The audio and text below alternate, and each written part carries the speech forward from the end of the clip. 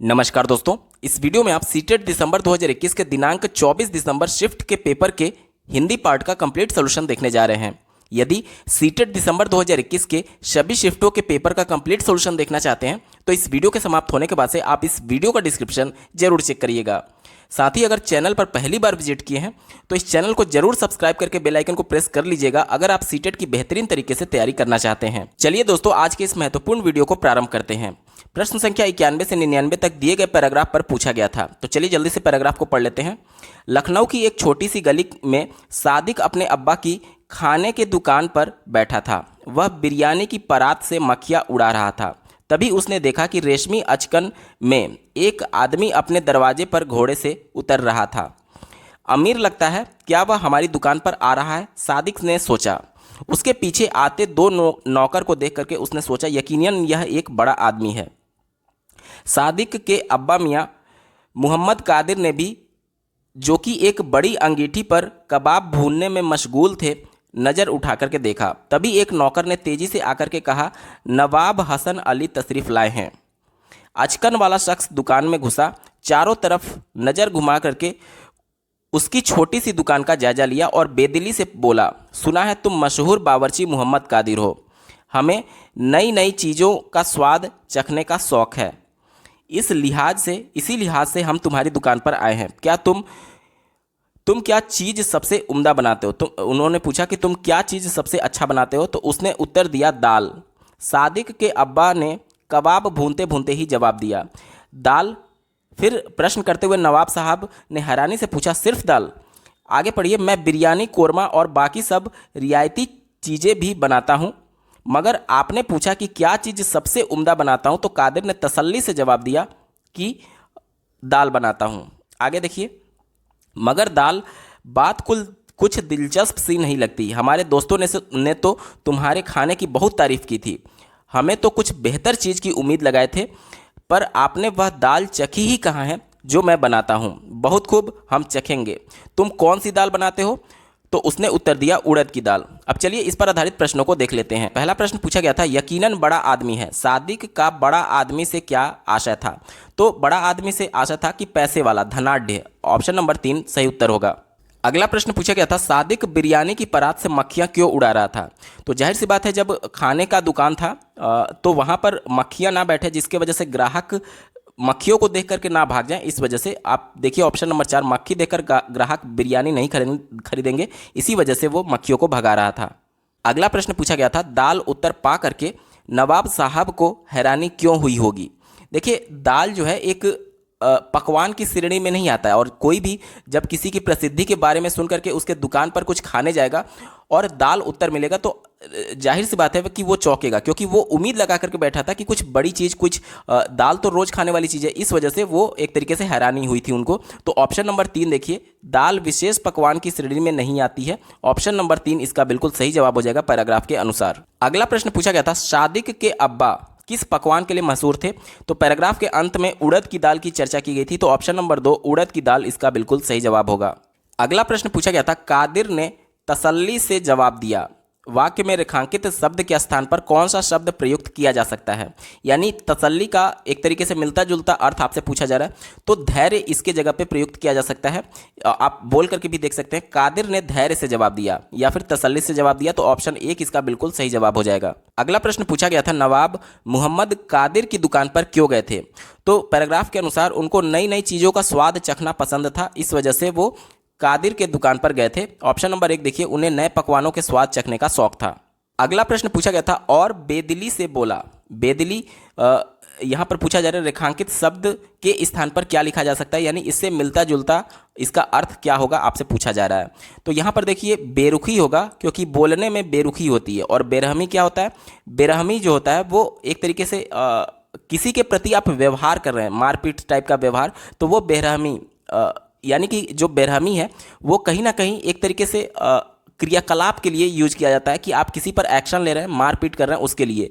लेकिन यहाँ पर कम्युनिकेशन की अगर बात की जाती है, देखिए यहाँ पर बोलने की बात की जा रही है, वार्तालाप करने की बात की जा रही है, तो वार्तालाप में हमेशा बेरुखी होती है। तो ऑप्शन नंबर 4 बेरुखी इसका बिल्कुल सही जवाब होगा। अगला प्रश्न पूछा गया था, एक बड़ी अंगीठी पर कबाब भूनने में मशगूल थे, रेखांकित शब्द के स्थान पर क्या लिखा जा सकता है? तो मशगूल यानी कि वो बिजी थे, व्यस्त थे। ऑप्शन नंबर 2 इसका बिल्कुल सही जवाब होगा। अगला प्रश्न पूछा गया था, किस वाक्य में गुणवाचक विशेषण का प्रयोग हुआ है? गुणवाचक विशेषण यानी किसी की प्रॉपर्टी, किसी का गुण जो कि उसकी विशेषता बता रहा हो, उस सेंस में अगर जिस यहाँ पर ऑप्शन में होगा वहीं आपका उत्तर होगा। पहला देखिए, नवाब हसन तशरीफ लाए हैं। यहाँ पर किसी में इस लाइन में किसी की भी विशेषता नहीं बताई जा रही है, इस वजह से मतलब विशेषता कहने का मतलब कि गुण वाली विशेषता, इसकी प्रॉपर्टी नहीं बताई जा रही, तो ये गलत हो गया। दूसरा देखिए, पर आपने वह दाल चखी ही कहाँ है? तो ये तो प्रश्नवाचक था, इसमें नहीं होगा। चौथा देखिए, वह बिरयानी की परात से मक्खियाँ उड़ा रहा था, इसमें भी कोई विशेषता, गुण वाली विशेषता नहीं बताई जा रही है। लेकिन ऑप्शन नंबर 3 की बात की जाए, यकीनन बड़ा आदमी है। तो देखिए, बड़ा आदमी यानी कि पैसे से बड़ा आदमी, ये बड़ा आदमी जो है वो विशेषता बता रहा है उस आदमी की कि यह पैसे वाला है, यानी कि ये गुण बता रहा है, तो ये गुणवाचक विशेषण होगा। ऑप्शन नंबर 3 बिल्कुल सही जवाब हो जाएगा। दोस्तों, प्रश्न संख्या 100 से 105 तक दिए गए पद्यांश यानी कि कविता पर आधारित पूछा गया था, तो चलिए जल्दी से इसको पढ़ लेते हैं। जय हो उसकी जिसने मुझको 2 पैर दिए, अपनों से बढ़कर के जिसने मुझको गैर दिए, मैं आज घूमता घाटी में, कितने उतार कितने चढ़ाओ, हर मंजिल के अपने पड़ाव, हर कदम नए नज़ारों से परिचय करता, हर ठोकर में भीतर कुछ छलक छलक पड़ता, अटकी आशा भटकी उसास, उस क्षण तो लगती बुरी, बाद में लगता समतल राहों में चलने से क्या पाऊंगा, जो कुछ पाया है इन्हीं ठोकरों के भूते से। पहला प्रश्न पूछा गया था, प्रस्तुत पद्यांश का केंद्रीय भाव क्या है? तो इसका केंद्रीय भाव ये है कि जो समस्याओं से जूझना जानते हैं वहीं जीवन में कुछ हासिल कर पाते हैं। तो ऑप्शन नंबर 3 देखिए, बाधाओं से जूझने वाले ही जीवन में बहुत कुछ कर पाते हैं। ऑप्शन 3 इसका बिल्कुल सही उत्तर हो जाएगा। अगला प्रश्न पूछा गया था, जिसने मुझको गैर दिए से क्या अभिप्राय है? तो ये परायों को भी अपने की तरह एक तरीके से यहाँ पर कविता में ट्रीट किया गया था। तो ऑप्शन नंबर 2 परायों को भी अपना बनाया, ये बिल्कुल सही उत्तर हो जाएगा। अगला प्रश्न पूछा गया था, जिसने मुझको 2 पैर दिए का मूल भाव क्या है? यानी कि आगे बढ़ने की प्रेरणा दी है। ऑप्शन नंबर 4 इसका बिल्कुल सही जवाब हो जाएगा। अगला प्रश्न पूछा गया था, हर ठोकर में भीतर कुछ छलक छलक पड़ता, यानी ये दुखी होने के सेंस में है। तो ऑप्शन नंबर 3 देखिए, विपत्तियों में मन दुखी हो जाता है। ऑप्शन नंबर 3 इसका बिल्कुल सही जवाब हो जाएगा। अगला प्रश्न पूछा गया था, समतल राहों में चलने से क्या पाऊंगा, रेखांकित शब्द किस ओर संकेत कर रहा है? देखिए, जो पद्यांश दिया गया था उसमें यह बोला गया था कि जब कठिन रास्तों पर चला जाता है तो कई नए नए एक्सपीरियंस उसको हो रहे थे, अनुभव वो प्राप्त कर रहा था और एक तरीके से ऊंचाइयों को हासिल कर रहा था। लेकिन अगर समतल राह कहने का मतलब कि जब आपके जीवन में कोई कठिनाई नहीं है, तो जब कठिनाई नहीं है तो उसका सामना करना नहीं सीखेंगे, यानी कुछ नया नहीं सीख पाएंगे। इस सेंस में ये आया हुआ है क्या का मतलब, ठीक है। तो यहाँ पर देखिए ऑप्शन नंबर 3 सीख इसका बिल्कुल सही जवाब हो जाएगा। अगला प्रश्न पूछा गया था, नजारों का अर्थ है, तो पद्यांश के अनुसार इसका अर्थ हो जाएगा दृश्य। ऑप्शन नंबर 2 बिल्कुल सही उत्तर होगा। अगला प्रश्न पूछा गया था, चौमस्की के अनुसार मानव मस्तिष्क में स्थित नियमों का समूह क्या कहलाता है? तो ये सार्वभौमिक व्याकरण कहलाता है। यानी कि देखिए, सभी भाषाओं की चौमस्की ने भाषा बच्चे किस प्रकार से सीखते हैं, लैंग्वेज किस प्रकार से सीखते हैं, उससे संबंधित सिद्धांत दिया था। और उन्होंने ये बताया था कि जितनी भी भाषाएं होती हैं सब में एक चीज़ कॉमन होता है कि कर्ता सब में होगा ही होगा, साथ ही साथ क्रिया सब में होगा ही होगा, वर्ब सब में होगा ही होगा। यानी एक पैटर्न में सभी लैंग्वेजेज में बोले जाते हैं, कर्ता होगा, क्रिया होगा, कर्म होगा। यानी ये एक निश्चित क्रम का व्याकरण जो कि सार्वभौमिक है सभी भाषाओं में, चाहे आप हिंदी की बात करिए, अंग्रेजी की बात करिए, स्पेनिश की बात करिए, जापानीज की बात करिए। तो इसी वजह से सार्वभौमिक व्याकरण की वजह से बच्चे एक से ज़्यादा भाषा को सीख पाते हैं, क्योंकि एक सीखी गई भाषा दूसरी सीखी गई भाषा में उनको हेल्प करती है। क्यों? क्योंकि इनका जो व्याकरण है वो सार्वभौमिक है। तो ऑप्शन नंबर 2 इसका बिल्कुल सही जवाब हो जाएगा। अगला प्रश्न पूछा गया था, भाषा एक सामाजिक संकल्पना है, इसमें यह विचार सम्मिलित है कि भाषा, ऑप्शन नंबर 1 बिल्कुल सही हो जाएगा। देखिए, सामाजिक अंतःक्रिया के द्वारा ही अर्जित की जाती है। जितना बच्चे समाज में इंटरेक्शन करेंगे, लेव वाइगोत्स्की के अनुसार उनका जो अधिगम होगा उतना ही अर्थपूर्ण होगा, चाहे वह भाषा से ही रिलेटेड क्यों ना हो। तो ऑप्शन नंबर 1 इसका बिल्कुल सही जवाब होगा। क्योंकि जब बच्चे परिवार में जन्म लेते हैं तो वह अंतःक्रिया के माध्यम से, यानी बोलचाल के ही माध्यम से उस भाषा को अर्जित करते हैं। उसको कोई जब वो बच्चा पैदा होता है तो व्याकरण नहीं बताने जाता है कि कर्ता क्या होता है, कर्म क्या होता है, ये सभी चीज़ें वो परिवार में और अपने आस पड़ोस यानी कि समाज में उस लैंग्वेज के माध्यम से अंतःक्रिया कर रहा था, इसके वजह से वह उस लैंग्वेज को अर्जित कर लेता है। ठीक है, तो ऑप्शन 1 इसका बिल्कुल पॉजिटिव होगा। अगला प्रश्न पूछा गया था, निम्नलिखित में से कौन सा भाषा अर्जन के व्यवहारवादी सिद्धांत से संबंधित नहीं है। यहाँ पर देख लीजिए, व्यवहारवादी सिद्धांत के अंतर्गत ये तीनों आएंगे, लेकिन अगर बात करें ऑप्शन 4 की तो ये व्यवहारवादी सिद्धांत नहीं है, क्योंकि लेव वाइगोत्स्की ने ये कहा था कि सामाजिक अंतःक्रिया के माध्यम से बच्चे किसी भी चीज़ को सीखते हैं। तो ये संरचनावाद के समर्थक थे। लेव वाइगोत्स्की की बात की जाए, जीन पियाजे की बात किया जाए, तो ये संरचनावाद के समर्थक थे। और प्रश्न में आपसे व्यवहारवादी सिद्धांत नहीं है पूछा गया था, तो यहीं आपका एक तरीके से व्यवहारवादी सिद्धांत नहीं है, क्योंकि ये संरचनावाद से जुड़ा हुआ है। ऑप्शन नंबर 4 इसका बिल्कुल सही जवाब हो जाएगा। अगला प्रश्न पूछा गया था, भाषा विकास का संज्ञानात्मक सिद्धांत समर्थन करता है कि भाषा। देखिए, जो संज्ञानात्मक सिद्धांत दिया गया था वो जीन पियाजे के द्वारा दिया गया था, और जीन पियाजे और लेव वाइगोत्स्की के द्वारा विचार और भाषा को लेकर के अलग अलग मत दिए गए हैं। जहां एक तरफ जीन पियाजे ये मानते थे, क्योंकि ये संज्ञानात्मक सिद्धांत की बात की जा रही है, इस वजह से जीन पियाजे की ही चर्चा होगी। जीन पियाजे ये मानते थे कि पहले विचार आता है तब बच्चे की भाषा आती है। वहीं लेव वाइगोत्स्की ये मानते थे कि पहले बच्चे की भाषा आती है तब विचार आता है। चूंकि यहाँ पर संज्ञानात्मक सिद्धांत की बात की गई थी, इस वजह से जीन पियाजे के समर्थन में मैं एक उदाहरण के माध्यम से आपको समझाता हूं। जैसे कि मान लीजिए यहां पर एक वाक्य में लिख रहा हूं, वह जानवर है। ठीक है, एक वाक्य मैंने लिखा वह जानवर है, तो हो सकता है जानवर जो वर्ड है वाकई में किसी जानवर के लिए प्रयोग किया गया हो। मान लीजिए किसी जानवर कुत्ते के लिए प्रयोग किया गया हो, या फिर ये भी हो सकता है कि कोई व्यक्ति बहुत ज़्यादा निर्दयी हो और किसी को बुरी तरीके से पीट रहा हो, तो ये भी तो कहा जाता है कि तुम बिल्कुल जानवर ही हो, मतलब एकदम निर्दयी। निर्दयी के भी सेंस में जानवर वर्ड कई बार प्रयोग किया जाता है। ठीक है, तो यहाँ पर देख लीजिए, वह जानवर है, वह जानवर ये भाषा हो गया, वह जानवर है ये भाषा हो गया, लेकिन जानवर एक्चुअली में है क्या, ये इस बात से तय होगा कि ये भाषा किस विचार के साथ बोली गई है। क्या वाकई में ये विचार था कि किसी कुत्ते की बात की जा रही है, या फिर ये विचार था कि किसी निर्दयी व्यक्ति की बात की जा रही है। तो भाषा तो बोल दिया गया कि वह जानवर है, लेकिन ये भाषा एक तरीके से जानवर वर्ड निर्धारित तभी होगा जब उस व्यक्ति के जो कि बोला गया है जिसके द्वारा, उसके द्वारा विचार स्पष्ट हो कि वह कुत्ते के सेंस में कह रहा था या फिर निर्दयी व्यक्ति के सेंस में कह रहा था।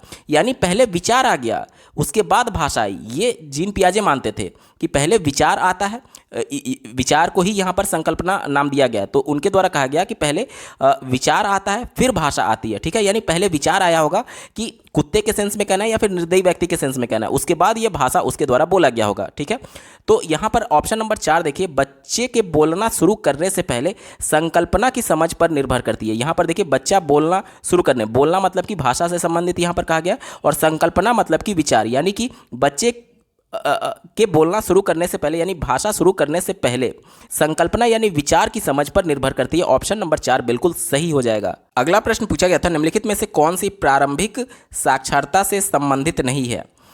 यहाँ पर देखिए, पहला दिया गया है, इस बात की समझ की मुद्रित सामग्री अर्थ देती है। ये तो होगा, इसलिए आपका उत्तर नहीं हो सकता, क्योंकि निगेटिव वाला आपको उत्तर देना है। दूसरा देखिए, आरंभिक स्वनिमिक जागरूकता, ये भी होगा, इस वजह से उत्तर नहीं हो सकता। तीसरा देखिए, आधारभूत वर्णों का ज्ञान, तो जो वर्ण होते हैं उनका ज्ञान तो होना ही चाहिए।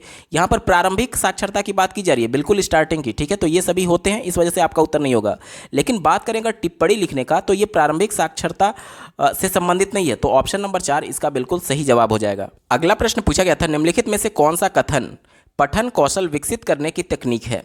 पठन कौशल विकसित करना है, ध्यान दीजिएगा, यानी किसी लेख को पढ़ करके उसका अर्थ ग्रहण करना है। पहला दिया गया है, कक्षा में पठन कोना पठन कौशल के विकास में सहायक होता है, यानी कि एक ऐसे क्षेत्र की बात की जा रही है विद्यालय में, कक्षा में, जो कि जहां पर व्यक्ति जा करके पढ़ सकता है। तो ये तो ठीक है, पढ़ने से उसमें पठन कौशल का विकास हो सकता है, ये पॉजिटिव था, आपका उत्तर होगा। दूसरा देखिए, बच्चों को जोड़े में बैठा करके उन्हें अपनी पसंद और नापसंद के बारे में चर्चा करने के लिए कहना।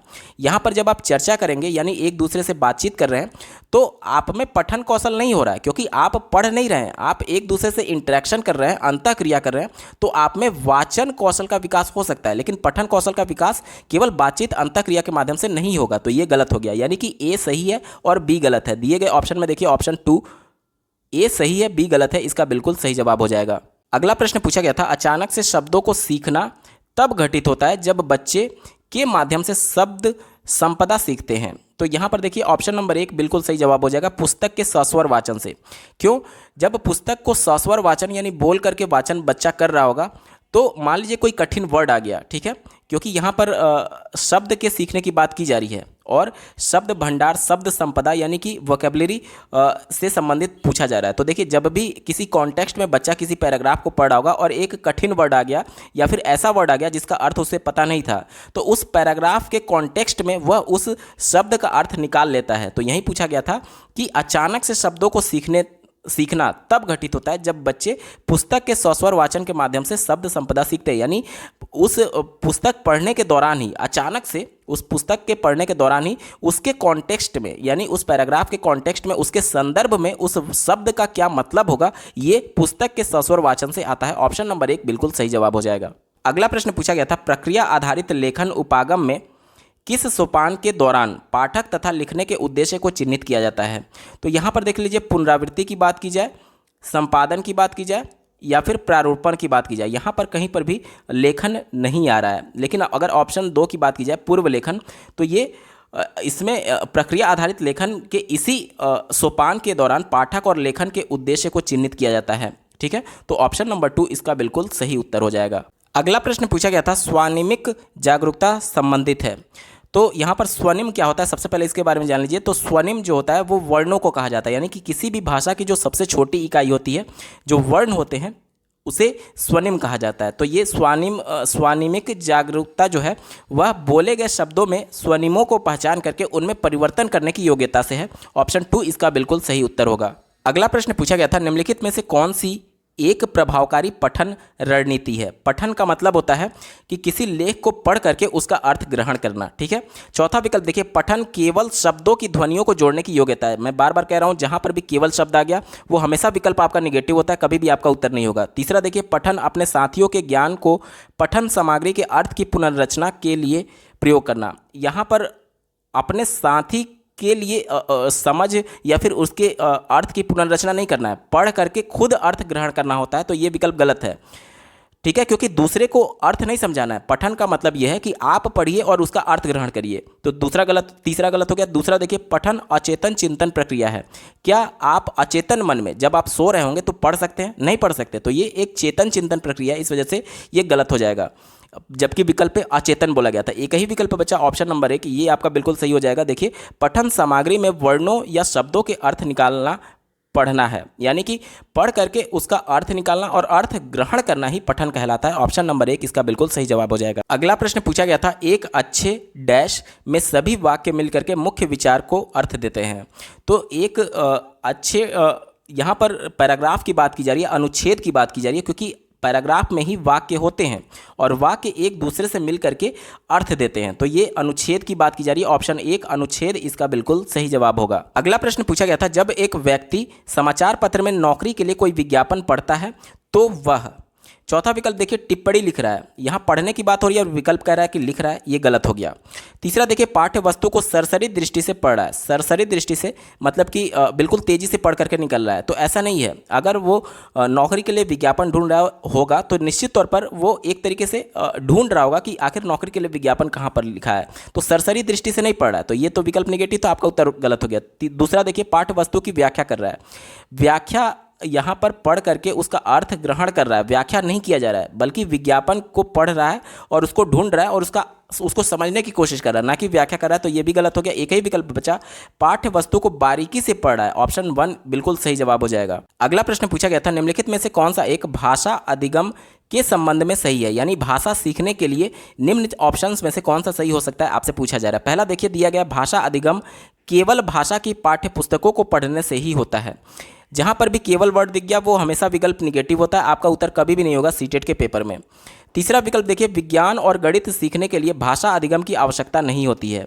ये विकल्प बिल्कुल गलत है, क्योंकि गणित में भी भाषा वाले प्रश्न पूछे जाते हैं। तो अगर आपने भाषा नहीं सीखी है तो उस कंडीशन में आप उस प्रश्नों को हल नहीं कर पाएंगे जो कि भाषा वाले प्रश्न होते हैं। तो ये कह रहा है कि इसकी कोई आवश्यकता ही नहीं होती है गणित और विज्ञान में, तो ये तो बिल्कुल निगेटिव था, आपका उत्तर नहीं होगा। चौथा देखिए, भाषा अधिगम अचेतन होता है, यानी कि कहा जा रहा है कि अचेतन मन से आप भाषा को सीखते हैं। क्या ये पॉसिबल है कि आप जब सो रहे होंगे, जब आपका मन अचेतन स्थिति में होगा, तो क्या आप भाषा को सीख सकते हैं? नहीं सीख सकते। आपको एक्टिवली पार्टिसिपेट करना होगा, अंतःक्रिया करना होगा, इंटरेक्शन करना होगा। तो ये तो बिल्कुल नेगेटिव था, आपका उत्तर नहीं होगा। एक ही विकल्प बचा, ऑप्शन नंबर 2 देखिए, भाषा अधिगम की गति मुद्रित एवं लिखित समृद्ध परिवेश में बढ़ जाती है। यानी कि जब कोई चीज़ हम लोग पढ़ते हैं जो पहले से लिखी हुई है या फिर समृद्ध परिवेश में बढ़ जाती है, लिखित समृद्ध परिवेश में, इसका मतलब ये हुआ कि जो हम लिपि पढ़ रहे हैं वो पहले से लिपिबद्ध थी। अगर मान लीजिए जो हजारों वर्षों से देवनागरी लिपि चली आ रही है, अगर वो पहले से लिपिबद्ध ना होती, लिखित ना होती, तो क्या हम लोग इस भाषा को सीख पाते हैं? जो चीज़ें लिखित रूप से प्रमाणिक है उसी चीज़ को समझने में आसानी होती है और उसको हम लोग जल्दी से गति से सीख पाते हैं। ठीक है, तो ऑप्शन नंबर 2 इसका बिल्कुल सही जवाब हो जाएगा। अगला प्रश्न पूछा गया था, एक भाषा शिक्षिका कक्षा 4 के विद्यार्थियों को एक अनुच्छेद लिखने के लिए कहती है। जब वो लिख लेते हैं तब प्रत्येक बच्चे के अनुच्छेद लेखन में व्याकरणिक त्रुटियों पर लाल घेरा बना करके उन्हें सही करती है। शिक्षिका की रणनीति क्या है? देखिए यहाँ पर प्रश्न ये पूछा जा रहा है कि एक टीचर है, क्लास टीचर है, जो कि बच्चों को एक पैराग्राफ लिखने के लिए दे रही है, एक अनुच्छेद लिखने के लिए दे रही है। उसके बाद से प्रत्येक बच्चे का कॉपी वो देख रही है और उसमें जहाँ पर भी व्याकरण की दृष्टि से गलती है उसको सही कर रही है, केवल सही कर रही है। यहाँ पर बच्चों से बात या फिर उनको गलती नहीं बता रही है, ना ही उनसे विचार विमर्श कर रही है। तो ये उसकी रणनीति कैसी है, ये आपसे पूछा जा रहा है। पहला देखिए, लेखन कौशल के विकास में सहायक है। लेखन कौशल के विकास में सहायक नहीं होगा। क्यों नहीं होगा? इसलिए नहीं होगा क्योंकि जब तक बच्चे को नहीं बताएंगे कि आपने त्रुटि कहाँ पर की है और क्यों ये त्रुटि है, क्यों गलती है, तब तक बच्चा भविष्य में फिर गलती करने की संभावना रहेगी। तो यहाँ पर टीचर ने बच्चे को बताया नहीं, बल्कि लाल घेरा लगा करके खुद ही उस त्रुटि को सही कर दिया था। तो बच्चे को चूंकि नहीं बताया गया, बच्चे को गलती का एहसास नहीं हुआ कि आखिर ये गलती क्या है, तो जब तक वो नहीं जानेगा कि मैंने गलती क्या की है, तब तक उसका अर्थपूर्ण अधिगम नहीं होगा उस संप्रत्यय से, और भविष्य में भी उसकी गलती करने की संभावना बनी रहेगी। इस वजह से ये सहायक नहीं होगा बल्कि बाधक होगा। ऑप्शन 1 गलत हो गया। दूसरा देखिए, बाल मनोविज्ञान के अनुकूल है। बिल्कुल भी अनुकूल नहीं है, क्योंकि अगर बच्चे कुछ त्रुटि कर रहे हैं तो आपको पहले से ही उनको अवगत कराना होगा। ऐसा नहीं कि बच्चे जब 20 साल के हो जाएंगे तब उनको आप अवगत कराएंगे कि ये आपकी बचपन में गलती की गई थी। तो ये आपका अनुकूल नहीं बल्कि प्रतिकूल है। ऑप्शन गलत हो जाएगा। चौथा विकल्प देखिए, लेखन कौशल के विकास के लिए उपयुक्त है। लेखन कौशल के विकास की अगर बात करें तो देखिए, ये पहला वाला जो विकल्प था और चौथा वाला जो विकल्प है बिल्कुल सेम ही है। लेखन कौशल के विकास में सहायक है या फिर लेखन कौशल के विकास के लिए उपयुक्त है, दोनों एक ही सेंस में दे रहे हैं और दोनों ही निगेटिव हैं। क्यों? क्योंकि बच्चे को गलती यहाँ पर बताई नहीं जा रही है, बल्कि ये कहा जा रहा है कि आप टीचर अपने से सही कर दे रहा है और उसको बिना बताए ये कहा जा रहा है कि ये बच्चे के लिए एक तरीके से फेवरेबल होगा। तो ये फेवरेबल नहीं है, भविष्य में जाकर के वो बार बार उसी गलती को दोहराएगा। तो ये निगेटिव था, आपका उत्तर नहीं होगा। लेकिन एक ही ऑप्शन बचा, ऑप्शन नंबर 2 देखिए, भाषा अधिगम के लिए अनुपयुक्त है। क्यों अनुपयुक्त है? इसलिए अनुपयुक्त है कि अगर बच्चा आज ये गलती कर रहा है, अगर उसको सुधारा नहीं गया तो वो जान जाएगा कि ये सभी चीज़ें मैं सही रूप से जान रहा था। तो उस कंडीशन में वो भाषा को सीखने में कहीं ना कहीं वो कुछ त्रुटि करेगा, चाहे वो लेखन में जिस प्रकार से गलती कर रहा है वो बोलने में भी उसी प्रकार की त्रुटि करेगा। तो ये भाषा अधिगम के लिए अनुपयुक्त होगा। ऑप्शन नंबर 2 बिल्कुल सही जवाब है। दोस्तों, हम लोग पेपर के बिल्कुल अंतिम पड़ाव में आ चुके हैं। अभी तक का ये वीडियो आपको कैसा लगा कमेंट के माध्यम से जरूर बताइएगा, क्योंकि आपका एक कमेंट मुझे मोटिवेट करेगा ऐसे ही महत्वपूर्ण वीडियो लाने के संदर्भ में। इस पेपर का अंतिम प्रश्न पूछा गया था, भाषा अधिगम में कहानी सुनाना एक प्रभावकारी माध्यम है, किसके लिए? पहला देखिए दिया गया है, नैतिक शिक्षा प्रदान करने के लिए। ये विकल्प निगेटिव है। क्यों निगेटिव है? जैसा कि आप जानते हैं कि कोहलबर्ग के नैतिक सिद्धांत के अनुसार प्राइमरी स्तर पर कुछ स्टेजेस तक बच्चों में नैतिकता नहीं आती है। भय के वजह से उनमें थोड़ी सी नैतिकता जरूर आ जाती है, दंड के वजह से। कि अगर मान लीजिए अगर छोटा बच्चा है, जो उन्होंने पहली अवस्था दी थी नैतिक पूर्व अवस्था, उसमें पहला ये बताया गया था कि 2 कंडीशन बताए थे। पहला उन्होंने ये बताया था कि बच्चे स्वार्थी होते हैं। जैसे कि मान लीजिए एक घर में 2 छोटे बच्चे हैं, दोनों की आयु समान है, ठीक है, और उनके पापा कुछ टॉफ़ी लेकर के आए और एक बच्चे को दे दिया, मान लीजिए 5 टॉफ़ी दे दिया, और उन्होंने बोला कि 1-2 टॉफ़ी आप दूसरे भाई को भी दे दो। तो वो नहीं देगा। इसलिए नहीं देगा क्योंकि उसे ये लगता है कि सारी टॉफ़ी उसी के लिए है, उसी का सारी टॉफ़ियों पर अधिकार है, और वो टॉफ़ी नहीं देगा। उसके बाद से जब बाद में उसके पापा डांटेंगे या फिर मारने के लिए कहेंगे, तब जब उसको एहसास होगा कि अब मुझे दंड मिल सकता है, मेरी पिटाई हो सकती है, तब दंड के भय से वो 1-आध टॉफ़ी 2 टॉफ़ी बच्चे को दे सकता है। यानी कि बच्चे में नैतिकता नहीं है। तो ये कहा जा रहा है कि नैतिक शिक्षा प्रदान करने के लिए, तो बिल्कुल ही निगेटिव था, क्योंकि ये मनोवैज्ञानिक तथ्य प्रूफ है कि बच्चे में नैतिक शिक्षा इस एज में नहीं दी जा सकती। क्योंकि कक्षा 1 का भी बच्चा प्राथमिक स्तर में माना जाएगा, 2 का भी माना जाएगा और 5 का भी माना जाएगा। तो आपको सभी बच्चों को ध्यान में रख करके ऑप्शन को चुनना है, क्योंकि कोहलबर्ग के सिद्धांत के अनुसार बच्चे में इस समय नैतिक शिक्षा पनप नहीं सकती, इस वजह से ये आपका निगेटिव था। ठीक है, कितना भी आप कहानी सुना लीजिए, कितना भी सुना लीजिए, बच्चा स्वार्थी ही रहेगा उस आयु वर्ग में, ये मनोवैज्ञानिक प्रूफ है। इस वजह से पहला विकल्प गलत हो गया। तीसरा देखिए, श्रवण कौशलों को विकसित करने के लिए, माफ कीजिएगा, लेखन कौशल को विकसित करने के लिए, यहाँ पर कहानी सुनाने की बात की जा रही है, तो क्या कहानी सुनाने से लेखन कौशल विकसित होगा? नहीं होगा, ये विकल्प गलत हो गया। चौथा देखिए, खाली समय में बच्चों को व्यस्त रखने के लिए, एनसीएफ 2005 ये कहता है कि बच्चों को कहानी के माध्यम से ही एक तरीके से अधिगम कराना है, खेल के माध्यम से ही अधिगम कराना है। तो क्या ये विकल्प एनसीएफ 2005 के उस स्टेटमेंट को सपोर्ट करता है कि खाली समय में बच्चों को व्यस्त रखने के लिए कहानी सुनाया जाता है? नहीं, इस वजह से ये भी गलत हो गया। एक ही विकल्प बचा, ऑप्शन नंबर 2 देखिए, श्रवण कौशल को विकसित करने के लिए। ये विकल्प बिल्कुल पॉजिटिव है। क्योंकि जब बच्चे कहानी सुनेंगे तो कहीं ना कहीं उनका जो श्रवण कौशल है वो विकसित होगा, और साथ ही साथ उनमें एक तरीके से कल्पनाशीलता का भी विकास किया जा सकता है। तो सबसे अप्रोप्रिएट आंसर यही होगा, ऑप्शन नंबर 2। दोस्तों, यहां पर पूरा पेपर सॉल्व हो चुका है। आपको ये वीडियो कैसा लगा कमेंट के माध्यम से जरूर बताइएगा। साथ ही सीटेट दिसंबर 2021 के सभी शिफ्टों के पेपर का कंप्लीट सोल्यूशन देखने के लिए इस वीडियो का डिस्क्रिप्शन जरूर चेक करिएगा। इस वीडियो को देखने के लिए आपका बहुत बहुत धन्यवाद। भगवान करे आपका दिन शुभ हो।